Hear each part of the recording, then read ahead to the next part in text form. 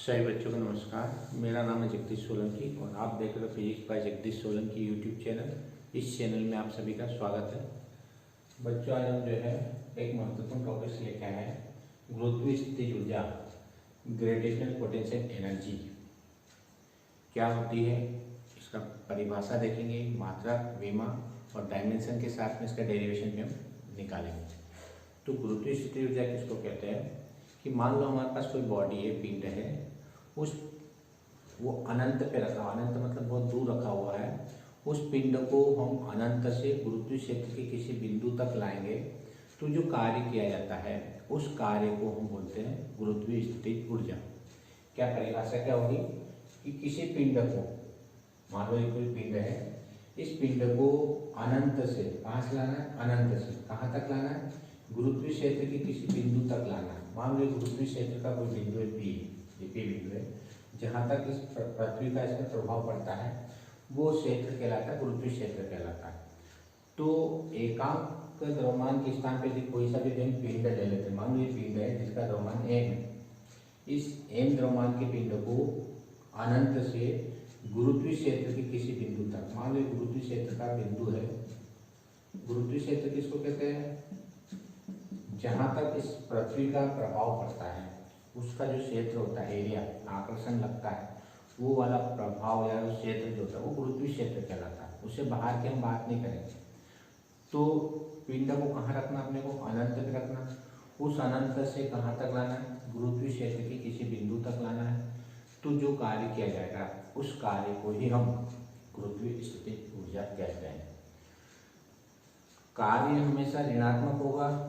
पिछला वीडियो हमने गुरुत्वीय वाला पढ़ा, क्यों होगा, क्योंकि जब किसी वस्तु को अपन अनंत से यानी ऊपर से लाएंगे, नीचे पृथ्वी तल तक लाएंगे या उसके गुरुत्वीय क्षेत्र तक लाएंगे तो अपने को कार्य नहीं करना पड़ता है। क्यों नहीं करना पड़ता है, क्योंकि वो गुरुत्वीय क्षेत्र के कारण से ऑटोमेटिक या खुद ही अपने आप नीचे आएगा।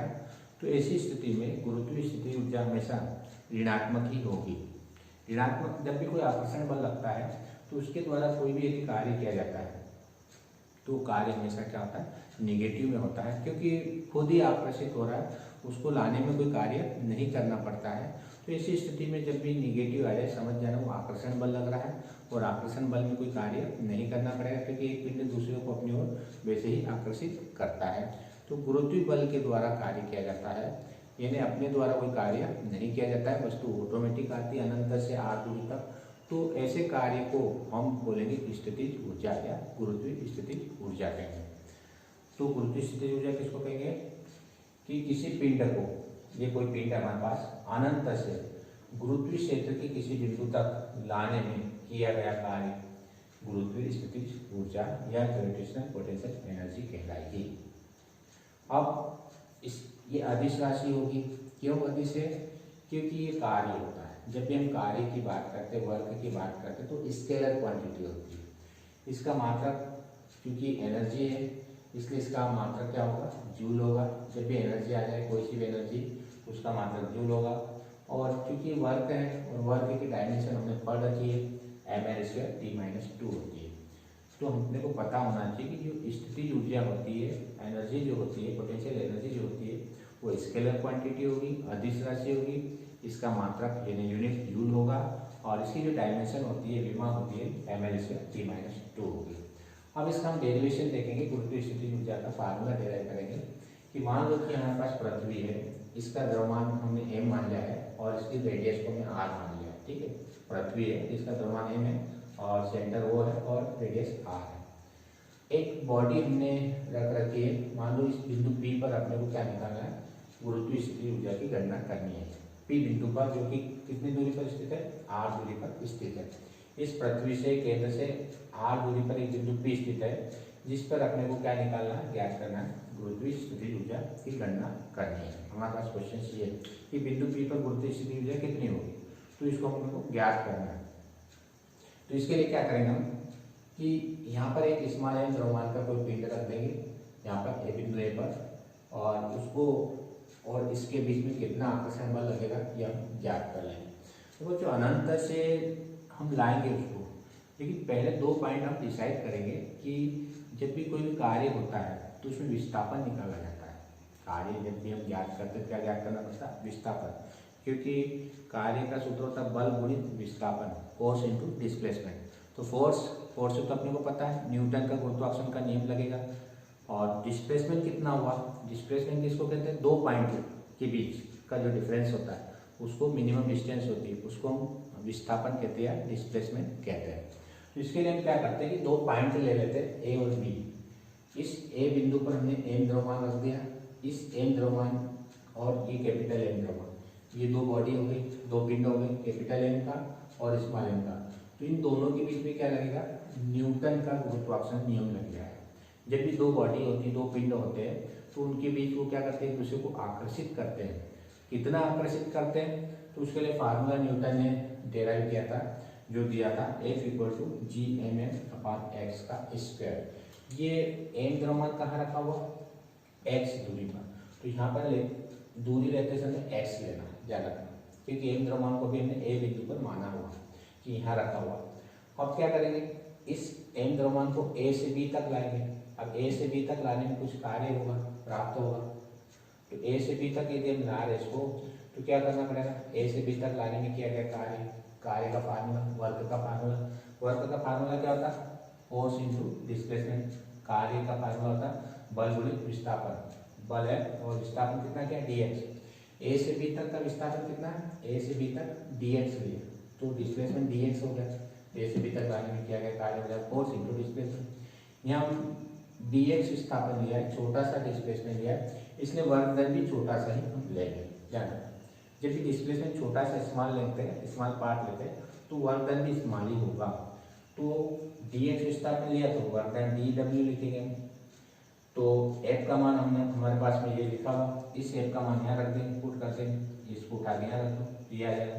तो इस तरह से ये कार्य हमारे पास dw निकलेगा Gmx² इंटू dx। ये कौन सा कार्य निकला, ए से बी तक लाने में किया गया कार्य, पिंड, ये एम द्रव्यमान का जो पिंड है उसको ए से बी तक ला रहे हैं, तो कितना कार्य होगा, तो कार्य बराबर फोर्स इनटू डिस्प्लेसमेंट लगा देंगे। फोर्स का फार्मूला हम न्यूटन के गुरुत्वाकर्षण नियम लगा देंगे, ये मान यहाँ पुट कर देंगे, तो ये हमारे पास ए से बी तक लाने में किया गया कार्य निकल जाएगा।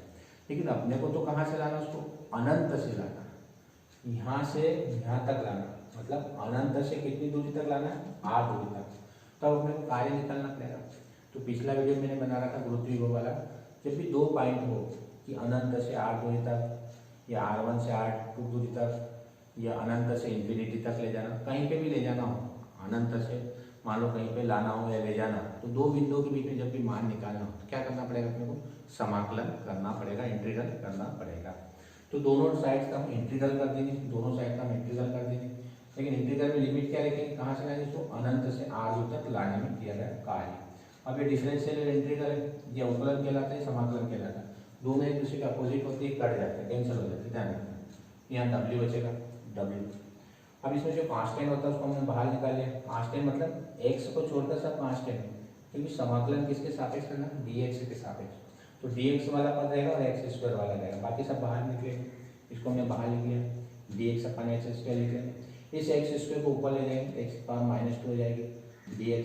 अब इसका इंटीग्रल कैसे करेंगे, ये फार्मूला ध्यान रखना इंटीग्रल का, जब भी पावर आ जाए तो क्या करना, एक प्लस कर देना और पावर को नीचे रख देना, या कुछ भी पावर आ जाए x⁻², 5 कुछ भी आ जाए तो उसमें एक प्लस करना और पावर को नीचे लिखना, घात को नीचे लिख देना। तो यहाँ पर -2, तो n की जगह क्या आया, -2 आ गया, ये -2 -2 + 1 ये होता है सूत्र, होता है फार्मूला होता है। इस फार्मूले को जब भी इंटीग्रल आएगा तो इस फार्मूले को याद रखना ही है, क्यों, क्योंकि जब कोई भी पावर आती है तो इसी फार्मूले से हम सॉल्व करेंगे। तो इस फार्मूले में वैल्यू पुट कर देंगे, n की जगह -2 यहाँ तक, ये -2 एक प्लस कर दिया, -2 + 1 x⁻−1 हो जाएगी, /-1 हो जाएगा। ये -1 को मैंने यहाँ लिख दिया, यहाँ पे लिख दिया, ये -1 को यहाँ लिख दिया और x⁻−1 को 1/x लिख दिया, उसको नीचे ले जाएंगे, पावर प्लस में हो जाएगी। अब इसमें मान कैसे रखेंगे, तो इस x की जगह पहले r लिखना, याद रखना, इस x की जगह पहले r लिखना, अपर लिमिट कहलाती है उच्च सीमा, फिर बीच में माइनस लगाना और इस x की जगह हम इंफिनिटी रखना। तो ये लिखने का तरीका है, इसको सॉल्व करने का तरीका होता है कि पहले अपर लिमिट माइनस करके लोअर लिमिट, 1/∞ 0 होता है, इसको हटा देना, और इसका मल्टीप्लाई अंदर कर देना तो ये हमारे पास वर्क आ जाएगा W equal to minus J/R। ये जो वर्क डन हो रहा है यही वर्क डन क्या कहलाती है, उसकी पोटेंशियल एनर्जी कहलाती है, ग्रेविटेशनल पोटेंशियल एनर्जी कहलाती है। तो इस तरह से हम स्थितिज ऊर्जा का फार्मूला निकालेंगे पोटेंशियल एनर्जी का, U equal to minus J/R और इसका मात्रक जूल होगा। अब मान लो कि हमारे पास क्वेश्चन ये आता है कि पिंड को R1 से R2 दूरी तक यदि विस्थापित किया जाता है, ये जो स्थितिज ऊर्जा निकली है ये इस पॉइंट के लिए निकली है हमारे पास, पॉइंट P की अनंत से R दूरी तक लाए। पॉइंट यहाँ दो है, क्या पॉइंट दो है, कौन सा एक पॉइंट अनंत पे, अनंत पे जीरो हो जाएगा। क्यों? क्योंकि ये R का मान इन्फिनिटी रखेंगे, यहाँ पर R बराबर इन्फिनिटी रखेंगे तो U का मान कितना हो जाएगा, जीरो। 1/∞ जीरो होता है, लेकिन अनंत पर स्थिति ऊर्जा कितनी होगी, जीरो ज़्यादा। इसलिए एक पॉइंट हम कहाँ का लेते हैं, अनंत का ले लेते हैं, और एक पॉइंट हम गुरुत्वीय क्षेत्र के किसी बिंदु का लेते हैं। तो दो पॉइंट हमेशा रहेंगे। यानी कहने का मतलब क्या हुआ कि ये गुरुत्वीय स्थितिज ऊर्जा नहीं है, ये गुरुत्वीय स्थितिज ऊर्जा में परिवर्तन है। दो पॉइंट का ले रहे हैं, एक अनंत वाला ले रहे हैं और एक बिंदु P वाला ले रहे हैं, इसलिए दो बिंदु ले रहे हैं। मान लो ये पॉइंट अपने पास R1 और R2 यदि आ जाता है, मान लो कि यहाँ पर R1 हो गया और यहाँ R2 हो गया, उदाहरण के लिए मान लें, तब उस स्थिति में इसको हम कैसे लिखेंगे, क्या हो जाएगा, परिवर्तन निकालें तो पहले R2 वाला लिखेंगे, क्योंकि पहले R कौन सा पॉइंट आता है, ये वाला इधर वाला पॉइंट आता है, अनंत इधर वाला था, तो इस R के R2 लिखना, फिर बीच में माइनस लगाना, फिर R1 लिख देने से R दिया। तो दो यदि पॉइंट दिए हो तब हम स्थिति ऊर्जा में परिवर्तन कैसे निकालेंगे, उसमें वृद्धि कितनी हो रही है ये कैसे निकालेंगे। तो क्या करना, माइनस J/R2 फिर बीच में माइनस लगाना, ये डेल्टा U क्या प्रदर्शित करता है, परिवर्तन को। परिवर्तन कैसे निकालेंगे, पहले R2 निकाल लेना, फिर बीच में माइनस लगाना, फिर R1 निकाल लेना, तो दोनों के बीच में कितना परिवर्तन हो रहा है। तो हमेशा पूछी जाती है वो परिवर्तन वाली एनर्जी पूछी जाती है, गुरुत्वीय स्थिति ऊर्जा में कितनी परिवर्तन हो रहा है, कितनी वृद्धि हो रही है, तो ये अपने को ध्यान रखना। तो ये हमारे पास क्या आ जाएगा, इसका माइनस के अंदर मल्टीप्लाई कर देंगे, प्लस हो जाएगा, और ये पहले लिख लिया प्लस वाला और ये बाद में लिख लिया, ये कॉमन ले लिया दोनों में से, 1/R1 माइनस 1/R2 आ जाएगा। अब मान लो किसी वस्तु को हम पृथ्वी की सतह से, मान लो हमारे पास ये पृथ्वी है, ये पृथ्वी है, इसकी त्रिज्या हमने R मान लिया, ठीक है, R या R है, यानी R1 बराबर R मान लिया, R1 बराबर क्या मान लिया हमने, R मान लिया। यानी हम पृथ्वी की सतह से किसी वस्तु को ऊंचाई पे ले जा रहे हैं, कहाँ ले जा रहे हैं, किसी हाइट पे ले जा रहे हैं, ये पृथ्वी की सतह हो गई, त्रिज्या R है, या सकते H हाइट पे ले गए, H हाइट पे, तो टोटल कितनी त्रिज्या हो जाएगी, R + H। यानी R1 का मान क्या मान रहे हैं, R मान रहे हैं। इसका मतलब हम पृथ्वी की सतह की बात कर रहे हैं, R1 बराबर R का मतलब क्या हुआ, हम पृथ्वी की सतह की बात कर रहे हैं, तो R1 की जगह में R रख दिया, R1 की जगह, इसका मतलब पृथ्वी की सतह से बात कर रहे हैं। R2 = R + H का मतलब हम H ऊंचाई पे चले गए, 5 किलोमीटर 10 किलोमीटर जितनी ऊंचाई पे चले गए। मान लो हमारे पास कोई प्रश्न आता है कि पृथ्वी की सतह से 10 किलोमीटर की ऊंचाई जाने पर स्थितिज ऊर्जा में कितना परिवर्तन होगा, तो उस स्थिति में इस फार्मूले का उपयोग करना पड़ेगा कि R1 की जगह R लिख दो और R2 की जगह R + H लिख दो, जितनी हाइट दे रखी उसकी हाइट रख दो। इसको ये देखकर सॉल्व करते हैं, R1 की जगह R रख देना और R2 की जगह R + H रख देंगे, तो इसका एलसीएम ले लेना, लघुत्तम ले लेना, इसका मल्टीप्लाई है, इसका मल्टीप्लाई है, R से R कैंसिल हो जाएगा, ये आ जाएगा हमारे पास। अब इसमें R को कॉमन ले लेंगे दोनों में, ये R जो लिखा है ये R है, इस R को कॉमन लेने के लिए क्या करना पड़ता है, यहाँ भी होना चाहिए R, H के साथ में R होना चाहिए, लेकिन R नहीं है, तो क्या किया हमने, R का ऊपर नीचे मल्टीप्लाई करते हैं, डिवाइड और मल्टीप्लाई करते हैं। क्यों किया, क्योंकि अपने कॉमन लेना दोनों में से, तो यहाँ से R कॉमन आ जाएगा, ये R बाहर आ जाएगा, यहाँ क्या बचेगा 1, यहाँ 1 बचेगा। अब ये R बाहर आ जाएगा, H/R बचेगा, H/R बचेगा, तो ये R और R² हो जाएगा, इक्वल टू 1 + H/R ऐसे लिख देना। अब एक फार्मूला पढ़ा था Gm/R², ये मतलब G के बराबर होता है, ध्यान रखना, Gm/R² जो होता है वो इसमें G के बराबर होता है। एक गुरुत्वीय त्वरण का फार्मूला है, गुरुत्वीय त्वरण कैपिटल G और स्मॉल g में जो संबंध है उसमें आता है कि G = Gm/R²। इसको हमने G लिख दिया, इसको हमने G लिख दिया, बाकी ऐसे ही टर्म लिख दी, mh/1 + H/R लिख दिया। अब देखो mgh1 + H/R, इसको हमने लिख दिया। हम मान लो कि पृथ्वी की सतह की हम बात करते हैं, H = R, मान लो पृथ्वी की सतह में कितना परिवर्तन होगा वो हम देख रहे हैं। एच इक्वल टू आर यदि रख देते हैं तो इसमें एच के बराबर यदि आर रख दें क्या आ जाएगा, एच बटे आर से आर कैंसिल हो जाएगी, यानी N G R upon R के बराबर। यानी हाइट यदि हमने मान लिया कि कितनी ले ली, पृथ्वी की त्रिज्या के बराबर हाइट की बात करें अभी हम, एच इक्वल टू आर का मतलब क्या हुआ कि जितनी पृथ्वी की त्रिज्या है उतनी ही ऊंचाई में हम ऊपर जा रहे हैं, तब उस स्थिति में पोटेंशियल एनर्जी में कितना परिवर्तन होगा, गुरुत्वीय स्थिति ऊर्जा में कितना परिवर्तन होता है, तो mgr/2 होगा। ये क्वेश्चन बहुत इंपॉर्टेंट है। क्वेश्चन पूछा जाता है कि पृथ्वी की सतह से यदि पृथ्वी की त्रिज्या के बराबर यदि ऊंचाई पे जाते हैं तो स्थिति ऊर्जा का फार्मूला क्या होगा, या उसमें कितना परिवर्तन होता है। तो क्या करना है इस स्थिति में, ये फार्मूला याद रखना, mgh/1 + h/r। इस h की जगह r रख देना तो 1 + 1 2 हो जाएगा, तो mgh/2 हो जाएगा, h की जगह r mgr/2 हो जाएगा। तो इस प्रकार से हमारे पास ये r हाइट मतलब पृथ्वी की सतह से यदि ऊंचाई पे हम जा रहे हैं, कितनी ऊंचाई पर, पृथ्वी की त्रिज्या की ऊंचाई के बराबर जा रहे हैं, तब उस स्थिति में ये फार्मूला mgr/2 होगा। तो इस तरह से ये हमारे पास स्थिति ऊर्जा में परिवर्तन ज्ञात कर सकते हैं। अब एक चीज ध्यान रखना कि अनंत पर कितना हो जाएगा, यू का मान 0 होगा। यदि आर का मान अनंत मतलब बहुत दूर यदि वस्तु रखे तो पोटेंशियल एनर्जी 0 होगी। 0 का मतलब क्या होता है, मैक्सिमम, अधिकतम। यहाँ पर 0 का मतलब क्या होगा, अधिकतम। क्यों अधिकतम माने हम, क्योंकि माइनस में होती है, 0 से कम सब माइनस है, 0 अधिकतम ऊर्जा होती है। यदि आपको पूछे कि गुरुत्वीय स्थिति ऊर्जा का अधिकतम मान कितना होता है, 0 होता है, उसके बाद वो नेगेटिव में चली जाती है, और वो कहाँ पे होती है, अनंत पे होती है। तो अनंत पर स्थिति ऊर्जा का मान 0 होगा और वो होगी मैक्सिमम, अधिकतम मान होगा। बाकी अनंत से जब पास में आएंगे तो निगेटिव होगी, कम